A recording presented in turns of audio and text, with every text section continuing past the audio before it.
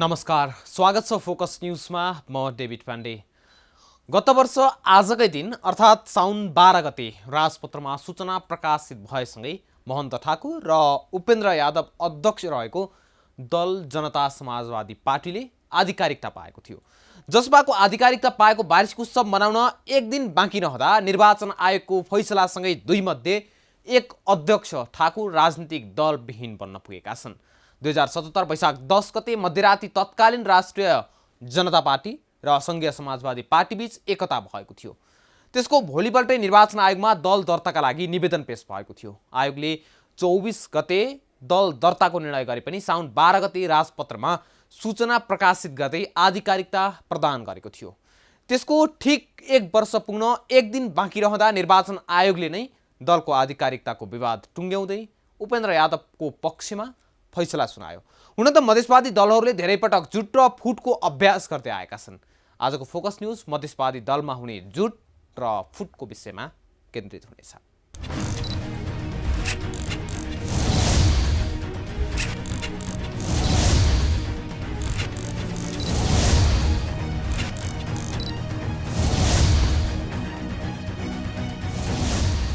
एकमात्र मधेसवादी पार्टी जस्तो बनेको जसपा फुट्यो भनेर भन्न अब अप्ठ्यारो मान्न परेन।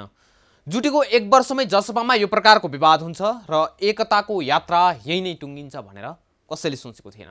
तर उनीहरूलाई अरू पार्टीको राजनीतिक माहौलले नै जुटायो अनि फुटायो पनि। जसरी अहिले जसपाको विभाजनमा एमाले अध्यक्ष केपी शर्मा ओली जोडिन आइपुग्छन्, त्यसरी नै संघीय समाजवादी र राष्ट्रिय जनता पार्टी बीचको एकीकरणमा पनि उनै जोडिन्छन्। तर अहिलेको यो परिस्थिति बन्नुमा जसपाको भने थुप्रै दोष देखिन्छ। अब निर्वाचन आयोगको फैसलासँगै जसपामा फुट त आएको छ, तर अब उनीहरूको कदम कस्तो होला भन्ने प्रश्न पनि उब्जिएको छ। उपेन्द्रको पक्षमा आयोगको फैसलाले उनलाई त सजिलै बनाइदिएको छ, तर महन्त ठाकुर भने यति बेला अल्पत्र जस्तै बनेका छन्। आखिर अब कस्तो कदम चाल्लान् त यादव र ठाकुरले? हेरौँ यो रिपोर्ट।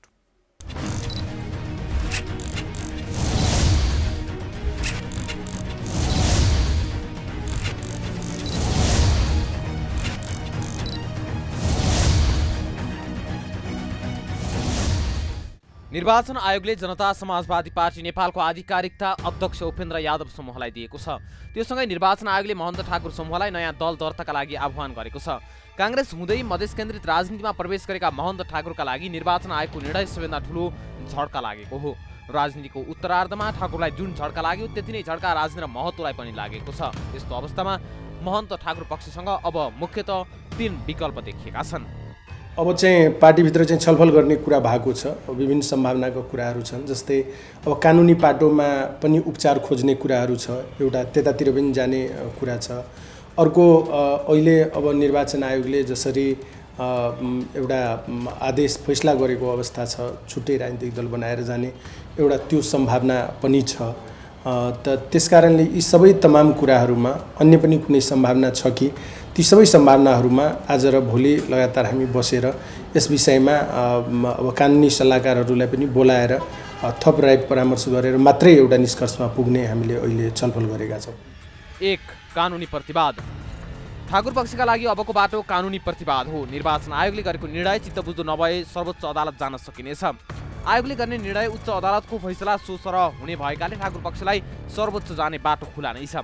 आयोगको निर्णय चित्त नबुझेको भन्दै ठाकुर पक्ष निर्णय बदल गर्न माग गर्दै अदालत गएको अवस्थामा मुद्दा कहिले टुङ्गो लाग्ने भर हुँदैन। त्यसैले कानुनी प्रतिवादको चरण भरपर्दो र आशलाग्दो प्रक्रिया भने होइन। 8 साउनमा ठाकुर पक्ष 11 साउनमा आयोगले गर्ने भनेको हेड काउन्टको प्रक्रिया रोक्न माग गर्दै अदालत गएको थियो। अन्तरिम आदेश माग गरेको भए पनि त्यसो हुन सकेन र 15 साउनमा दुवै पक्षलाई अदालतले बोलाएको छ। त्यसैले जसपाको विवाद जुनसुकै रूपमा भए पनि अदालतसम्म पुग्ने चाहिँ देखिन्छ, तर ठाकुर पक्षका लागि भरलाग्दो कदमका रूपमा भने दरिने छैन। 2. नयाँ दल दर्ता गर्ने। कानुनी प्रतिवादले मात्रै ठाकुर पक्षलाई राहत दिन सक्दैन। निर्वाचन आयोगले नयाँ दल दर्ता गर्न ठाकुर पक्षलाई आह्वान गरेको छ। अब ठाकुर पक्ष नयाँ दल दर्ताको प्रक्रियामा जानुपर्ने हुन्छ। त्यसो नभएको अवस्थामा यसअघि दर्ता भएका दलसँग मर्ज गर्न पनि सकिन्छ। पहिलादेखि नै ठाकुर पक्ष राजपा बिउताउने पक्षमा थिए। अब पनि उनीहरू त्यही प्रयासमा हुनेछन्। 28 असारमा राजपा विघटन भएको 1 वर्ष पुगेको छ। 1 वर्षसम्म त्यही नामको दल दर्ता गर्न नपाउने कानुन व्यवस्था छ। त्यसैले राजपा विघटनको 1 वर्ष पुरा भएकाले त्यही नाममा दल दर्ता गरेर अगाडि बढ्न सक्ने ठाकुर पक्षका नेताहरूको भनाइ छ। आधिकारिकता निर्वाचन आयोग जनताले पो आधिकारिकता दिने हो त। यो प्राविधिक निर्वाचन आयोगले पार्टी बनाउने हो र? निर्वाचन आयोगले पार्टी फुटाउने काम नगरेको हो। हामीले पार्टी फुटाउन मागे गरेको थिएन के? हामी पार्टी फुटाउन मागे गरेको, दल विभाजन मागे गरेको थिएन। यो निर्वाचन आयोगको आफ्नो कानुन प्रक्रिया अपनाएर दल विभाजन गरेको न हो। त निर्वाचन आयोगले पार्टी फुटाउँदैमा पार्टी फुट्दैन के? पार्टी जनताबाट हुने हो, जनताबाट निर्माण हुने हो। जनताबाट पार्टी निर्माण हुन्छ र यो देशमा वैकल्पिक शक्ति अभियान जुन हामी लागेका छौँ त्यो वैकल्पिक शक्ति निर्माणमा हामी अगाडि बढ्छौँ। 3 पार्टीमै रहेर सङ्घर्ष गर्ने। जसपाको विभाजन दुवै पक्षले नमागेका कारण विभाजन नहुने तर्क पनि केही नेताको छ। 40% सङ्ख्या पुर्याएर विभाजन खोजेको भए नयाँ दल दर्तामा जानुपर्ने हुन्थ्यो। जसपा अध्यक्ष उपेन्द्र यादव समूहले आधिकारिकता प्राप्त गरे पनि ठाकुर पक्षले जसपा छोडिहाल्नु नपर्ने तर्क गरेको छ। ठाकुर पक्षका सांसदको पद के हुन्छ? वैधानिक रूपमा पार्टी विभाजन भएको अवस्थामा सांसद पद रहँदैन। राजनीतिक दल सम्बन्धी ऐनले दल विभाजनका लागि केन्द्रीय समिति र संसदीय दल दुवैतिर कम्तीमा 40% सङ्ख्या चाहिन्छ। दल विभाजन गर्दा 40% नपुग्ने अवस्थामा नयाँ दल दर्ता गर्नुपर्ने हुन्छ र उक्त दलमा सामेल हुने सांसदको पद कायम रहँदैन। महन्त ठाकुर पक्षले केही दिन अघि यो विषयमा पनि छलफल गरेको थियो। छलफलका क्रममा लक्ष्मणलाल कौडाले वैधानिक रूपमा पार्टी विभाजन हुन नसकेको अवस्थामा सांसद पद कायम नरहने बताएका थिए। त्यति बेलाको छलफलमा मनिष सुमनले यो प्रश्न उठाउँदा कौडाले स्वाभाविक रूपमा पद नरहने बताएका थिए भने सर्वेन्द्रनाथ शुक्लाले कानुनी परामर्श जारी रहेको बताएका थिए। त्यसबेला ठाकुरले पनि नयाँ दल दर्तामा जानुपर्ने बाध्यता रहेको बताएका थिए। आयोगले नयाँ दल दर्ता गर्न आग्रह गरेसँगै ठाकुर पक्षमा रहेका सांसदहरूको पद धरापमा परेको छ। उनीहरू उपेन्द्र यादव नेतृत्वको पार्टीमै रहने निर्णयमा पुगे भने चाहिँ सांसद पद कायम रहन सक्छ। नयाँ दल दर्ता भयो र त्यसमा सहभागी भएको अवस्थामा मात्रै सांसद पद खारेजमा पर्ने हो।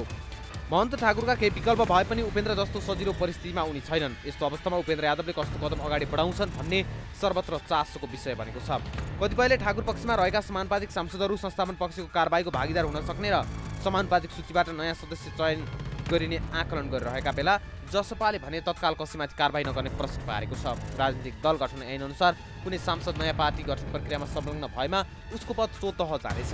त्यसैले ठाकुर पक्षका केही सांसदहरू कारबाहीको डरले वा सांसद पद जाने डरले उपेन्द्र यादवको पक्षमा जाने सम्भावना पनि रहेको छ। जसपाका अध्यक्ष उपेन्द्र यादवले तत्काल महन्त पक्षका सांसदलाई कारबाही नगर्ने मनस्थितिमा छन्। उनीहरू नयाँ पार्टीमा सामेल भएको अवस्थामा सांसद पद स्वतः जाने भएकाले अहिले कारबाही गरिरहन नपर्ने संस्थापन पक्षको भनाइ छ। यद्यपि स्थानीय तहमा निर्वाचित भएर अन्य दलमा गएकालाई कारबाही गर्ने र लुम्बिनी प्रदेशमा 3 जना सांसदलाई कारबाही गर्ने भएको छ। गत स्थानीय चुनावमा हाम्रो पार्टीको तर्फबाट निर्वाचित भई विभिन्न अरू पार्टीमा जानुभएका या पार्टी त्याग गर्नुभएका स्थानीय निकायका प्रतिनिधिहरू देशैभरिका र विशेषत केही जिल्लाहरूबाट सिफारिस भएर आएका उहाँहरूको पद रिक्तको हुने प्रक्रियाका लागि निर्वाचन आयोगलाई लेखी पठाउने भन्ने निर्णय भएको छ भने अर्को 5औं निर्णय चाहिँ लुम्बिनी प्रदेश सभाका 3 जना सदस्यहरू माननीय सन्तोष पाण्डे, विजयबहादुर यादव र कल्पना पाण्डे लम्साललाई पद रिक्त हुने गरी उहाँहरूले पार्टीको अनुशासनको उल्लङ्घन गर्नुभएको, बारम्बार उल्लङ्घन गर्नुभएकोले पद रिक्त हुने गरी कारबाही गरी उहाँहरूलाई पद रिक्त भोग्नका लागि लेखी पठाउने भन्ने निर्णय भएको छ भने अन्तिम 6औं निर्णय भनेको चाहिँ पार्टीको जुन आधिकारिकताको पक्षमा हस्ताक्षर गर्नुहुने जुन 34 जनाले हस्ताक्षर गर्नुभयो तपाईँहरूले सुनिसक्नु भएको छ। 34 जनालाई नै पार्टीको केन्द्रीय कार्यकारिणी समिति कायम राखेर पार्टीले आफ्ना गतिविधिहरू आगामी रूपमा नियमित सञ्चालन गर्ने भन्ने निर्णय भएको छ। निर्वाचन आयोगले उपेन्द्र यादव पक्षलाई आधिकारिकता दिएपछि 34 सदस्यीय कार्यकारिणी समिति मात्र कायमै राखेका कारण महन्त ठाकुर सहितका नेताहरू पार्टीभित्र कार्यकारिणी सदस्यका रूपमा नरहने भएका हुन्। तर दुई पार्टी एक भएको 15 महिना नपुग्दै यसरी विभाजित हुनु भने राम्रो सन्देश होइन।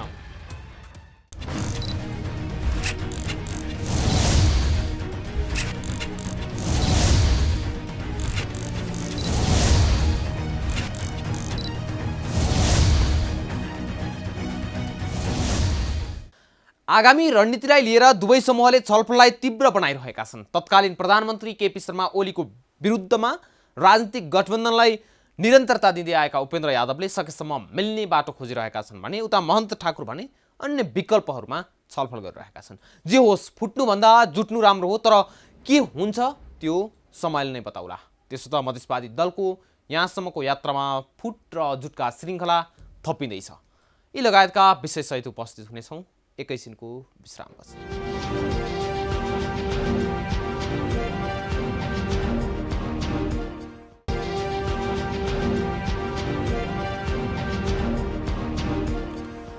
विश्रामपछि स्वागत छ फोकस न्यूजमा। आज हामीले जसपामा देखिएको विवाद र मधेसवादी दलको योभन्दा अगाडिका टुटफुटका श्रृङ्खलालाई कोट्याउनेछौँ। राजनीतिक दल वा समूहमा विवाद हुनु स्वाभाविक नै हो, गुट निर्माण पनि स्वाभाविक नै हो। तर मधेसवादी दलमा गुट बनेपछि अर्थात् एउटा समूह बनेपछि फुट्न र जुट्न सायद पर्खिनु पर्दैन। यो कुरा इतिहासले नै बोल्छ। अहिलेसम्म दर्जन हाराहारी फुट्ने र जुट्ने काम भइसकेको छ। तर एउटा अचम्मको कुरा त के छ भने यिनीहरू आफैभन्दा पनि अरूको लहलहमा लागेर फुट्ने र जुट्ने गरिरहेका छन्। हेरौँ मधेसवादी दलको टुटफुटको श्रृङ्खला।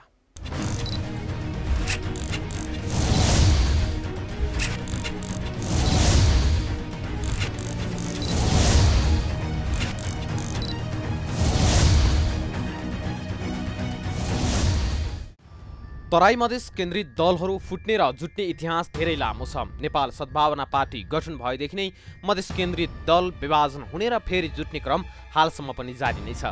मधेसी जनाधिकार फोरम नेपालले मधेसमा आफ्नो नेतृत्व कायम गरेपछि पनि यो टुट्ने र जुट्नेको क्रम रोकिएको छैन, बरु यसले झनै तीव्रता पायो। तत्कालीन मधेसी जनाधिकार फुट्नेदेखि लिएर समाजवादी पार्टी र राजपा नेपालको मिलन भएको 15 महिना नपुग्दै फेरि फुटको सङ्घारमा पुगेको छ।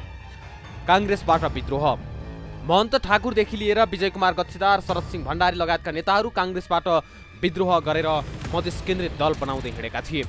नेपाल सद्भावना पार्टी आनन्ददेवी हुँदै फुटमाथि फुटको शिकार बनिरहेका छन् मधेसवादी दलहरू। मधेसको मुद्दा लिएर काङ्ग्रेस तथा एमालेमा रहेका मधेसी नेताहरू के गर्ने भन्नेमा अन्यलमा थिए। काङ्ग्रेसमा रहेका मधेसी नेताहरूले नयाँ पार्टी खोल्ने कि कुनै नयाँ पार्टीमा जाने विषयमा पटक पटक छलफल गरेका थिए। ती अधिकांश छलफलपछि नयाँ पार्टी बनाएर जाने योजना पनि बनेको थियो र महन्त ठाकुरको नेतृत्वमा तराई मधेस लोकतान्त्रिक पार्टी गठन गरिएको थियो। विजय कुमार गच्छेदार, शरद सिंह भण्डारी, जयप्रकाश गुप्ताले पनि सोही पार्टीमा जाने योजना बनाएका थिए। त्यति बेला तत्कालीन तम्लुपाको हर्ताकर्ता नै जेपी गुप्ता थिए। राजनीतिक दस्तावेज बनाउनेदेखि लिएर नेताहरूको व्यवस्थापन गर्ने काम जेपी गुप्ताले गरेका थिए। तर पछि पदमा कुरा नमिलेपछि गच्छेदार, गुप्ता र भण्डारी सो पार्टीमा जानबाट पछाडि हटे। त्यसपछि तत्कालीन मधेसी जनाधिकार फोरम नेपालमै प्रवेश गर्ने योजना उनीहरूको बन्यो। हुन त जेपी गुप्ता पहिलादेखि फोरम नेपालमा थिए, तर पछि उपेन्द्र यादवसँग केही कुरामा मतभेद हुँदा अलग जस्तै देखिएका थिए। त्यतिबेला उनी काङ्ग्रेसबाट अन्तरिम सांसद पनि थिए। त्यही कारणले पनि फोरम नेपालमा उनी त्यति सक्रिय थिएनन्। पछि उनले गच्छेदार र भण्डारीलाई फोरम नेपालमा प्रवेश गराउने कुरा तत्कालीन फोरम नेपालका अध्यक्ष उपेन्द्र यादवसँग गरेका थिए। उनीहरूलाई पार्टी प्रवेश गराउने कुरामा उपेन्द्र यादव तयार भएपछि कसरी प्रवेश गर्ने लगायतको योजना 2064 फागुनमा बनेको थियो। फोरम विभाजन। पहिलो मधेस आन्दोलन सम्पन्न भएपछि संविधान सभाको चुनाव भयो। सो संविधान सभा चुनावबाट तत्कालीन मधेसी जनाधिकार फोरम नेपाल देशमा चौथो शक्तिको रूपमा उदायो। सो पार्टीमा उपेन्द्र यादवका साथै विजय कुमार गच्छेदार, शरद सिंह भण्डारी, जयप्रकाश गुप्ता जस्ता राजनीतिका पुराना खेलाडीहरू पनि थिए। उनीहरू सबैले चुनाव जितेका थिए। पहिलो संविधान सभा चुनावपछि बनेको प्रचण्ड नेतृत्वको पहिलो सरकारमा मधेसी दलका नेताहरू सहभागी भए। तर रुखमाथ कटुवाल काण्ड भएपछि 9 महिनामा नि त्यो सरकार ढल्यो। त्यसपछि माधव कुमार नेपालको नेतृत्वमा सरकार बन्न लाग्दा मधेसी जनाधिकार फोरम नेपाल टुक्रिएको थियो। सो पार्टी टुक्राउनका लागि 2066 सालमा विजय कुमार गच्छेदार र शरद सिंह भण्डारी तत्कालीन मधेसी जनाधिकार फोरमबाट अलग भएर मधेसी जनाधिकार फोरम नेपाल लोकतान्त्रिक बनाएका थिए। लोकतान्त्रिक फोरममा विद्रोह। फोरम लोकतान्त्रिक गठन भएको 3 वर्ष नपुग्दै सो पार्टीमा पनि विद्रोह भयो। 2068 असोजमा तत्कालीन रक्षा मन्त्री तथा तत्कालीन फोरम लोकतान्त्रिक पार्टीका नेता शरद सिंह भण्डारीले विवादास्पद अभिव्यक्ति दिए। उनले मधेसका 22 जिल्लाले छुट्टिने निर्णय गरेमा कुन ऐन र कानुनले रोक्न सक्छ भन्दै एक सार्वजनिक कार्यक्रममा टिप्पणी गरेका थिए। विवाद चर्किएपछि संसदमा समेत कुरा उठेको थियो। त्यसपछि तत्कालीन प्रधानमन्त्री डाक्टर बाबुराम भट्टराईले उनलाई मन्त्री पदबाट बर्खास्त गरेका थिए। उनी बर्खास्त हुँदा त्यतिबेला उपप्रधान तथा गृहमन्त्री समेत रहेका सो पार्टीका अध्यक्ष विजय कुमार गच्छेदारले भण्डारीलाई साथ दिएनन्। त्यसको रिसमा उनले पार्टीमै विद्रोह गरे। उनका साथमा थुप्रै नेताहरू बाहिरिएका थिए। विद्रोह गरेपछि शरद सिंह भण्डारीले केही दिन मधेस यात्रा गर्यो। मधेसका विभिन्न ठाउँमा कार्यक्रम गर्दै मधेसको मनोभावना बुझ्ने प्रयास गरे। तराई मधेसका थुप्रै ठाउँमा कार्यक्रम गरिसकेपछि उनले 2069 सालमा पार्टी नै बनाए र त्यो पार्टी बनाउने काम पनि त्यही घरमा भएको थियो। सबै योजना र तयारी पुरा भएपछि भण्डारीले 2069 असार 15 गते राष्ट्रिय मधेस समाजवादी पार्टीको घोषणा गरेका थिए। राजपा नेपालको गठन। दोस्रो संविधान सभाको चुनाव भयो। तेस्रो मधेस आन्दोलन पनि भयो। आन्दोलन चलिरहेकै बेला संविधान निर्माण भयो। संविधान निर्माण भएपछि त्यसको संशोधनका लागि केही दिन आन्दोलन भयो। आन्दोलन चलिरहेकै अवस्थामा तराई मधेस लोकतान्त्रिक पार्टी, सद्भावना पार्टी, मधेसी जनाधिकार फोरम गणतान्त्रिक, राष्ट्रिय मधेस समाजवादी पार्टी, सङ्घीय सद्भावना पार्टी र तराई मधेस सद्भावना पार्टी मिलेर राष्ट्रिय जनता पार्टी राजपा नेपाल गठन भयो। 2074 साल वैशाख 7 गते राजपा नेपाल घोषणा हुनुभन्दा पहिले पटक पटक राजपा नेपाल बनाउने 6 दल बीचमा सहमति भएको थियो। जसपा नेपाल गठन। 6 छ दल मिलेर बनेको राजपा नेपाल र समाजवादी पार्टीबीच एकीकरणको घोषणा भयो। यी दुई दलबीच वर्षौंदेखि एकीकरणका लागि छलफल भइरहेको थियो। कहिले कसको घरमा त कहिले कसको घरमा छलफल हुन्थ्यो, तर एकीकरणको टुङ्गो कहिले लागेको थिएन। तर 2077 साल वैशाख 10 गतिको त्यो साँझ समाजवादी पार्टी र राजपा नेपालका केही शीर्ष नेताहरू लगातार 5 घण्टा छलफल गरे र दुवै दलको बीचमा एकीकरण हुने सैद्धान्तिक सहमति पत्रमा हस्ताक्षर पनि भयो। 2077 को वैशाख 2 साता तत्कालीन संघीय समाजवादी पार्टीका 8 जना सांसद पार्टी विभाजनको अन्तिम तयारीमा थिए। अध्यक्ष उपेन्द्र यादवसँगको असन्तुष्टि मात्र होइन, तत्कालीन प्रधानमन्त्री केपी ओलीको मन्त्री बनाउने आश्वासनपछि ती सांसद पार्टी विभाजनको अन्तिम खेलमा लागे। 17 जना सांसद रहेको संसदीय दलमा 40% पुग्ने भएपछि प्रधानमन्त्री ओलीले 9 वैशाखमा नेकपाको विवादकै बीचमा राजनीतिक दल सम्बन्धी अध्यादेश ल्याए, जहाँ केन्द्रीय समिति वा संसदीय दलमा 40% पुगेमा दल विभाजन गर्न सक्ने व्यवस्था थियो। नेकपा विवादकै कारण अध्यादेश फिर्ता गर्नुपर्ने बाध्यतामा पुगे ओली, तर त्यतिबेला उपेन्द्र यादव निकट भनेर चिनिएकी रेणु कुमारी यादवले नै विभाजनको प्रयास गरेकी थिइन्। त्यसलाई उमाशंकर अर्गोरिया, विमल श्रीवास्तव, सुरेन्द्र यादव लगायतका सांसदले साथ दिएका थिए। दल विभाजनकै प्रयोजनका लागि समाजवादीका सांसद सुरेन्द्र यादवलाई जनकपुरबाट एमालेका सांसद महेश बस्नेत र किशन श्रेष्ठले काठमाडौँ ल्याएर मेरियट होटेलमा राखेका थिए, जसलाई सांसद अपहरण काण्डको रूपमा चर्चा गरिन्छ। विभाजनका लागि सांसद ल्याउन एमालेका बस्नेत र श्रेष्ठ खुलेरै लागेका थिए। बर्दिवासबाट बस्नेत र श्रेष्ठले सुरेन्द्र यादवलाई काठमाडौँ ल्याउन लागेको खबर जब उपेन्द्र यादवको कानमा पुग्यो अनि पार्टी एकताबारे राजपासँग छलफल भयो।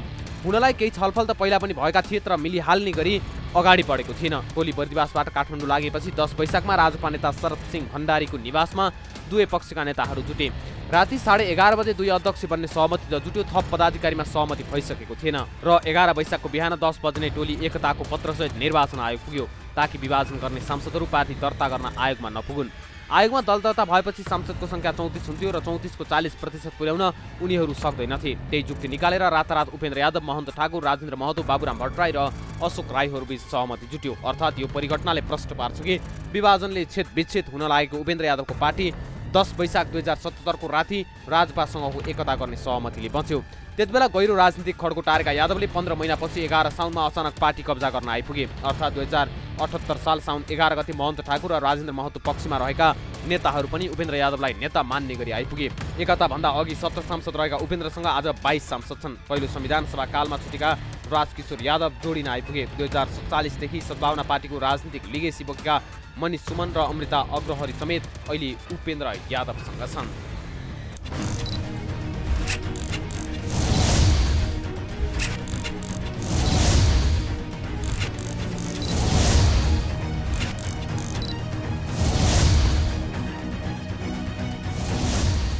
फुट्नुभन्दा जुट्नु नै राम्रो हो भनेर भनिराख्नु पर्दैन, तर केही सीमित स्वार्थको लागि यति बढी फुटका श्रृङ्खला चल्दा जनताले दिएको मतको अपमान भने अवश्य हुन्छ। अहिलेसम्म साथ दिएका जनताले यही परिपाटी चल्दै जाने हो भने अब पनि साथ दिइरहन्छन् त? मधेसवादी दललाई अरूले नै फुटाउँछन् अनि अरूले नै जुटाउँछन्। चाहे सरकारमा जान होस् वा नजाने विषय, चाहे सरकार विरुद्धको आन्दोलन नै किन नहोस्, दललाई नाममा मात्र एक बनाउन खुबै खप्पिस छन् नेताहरू।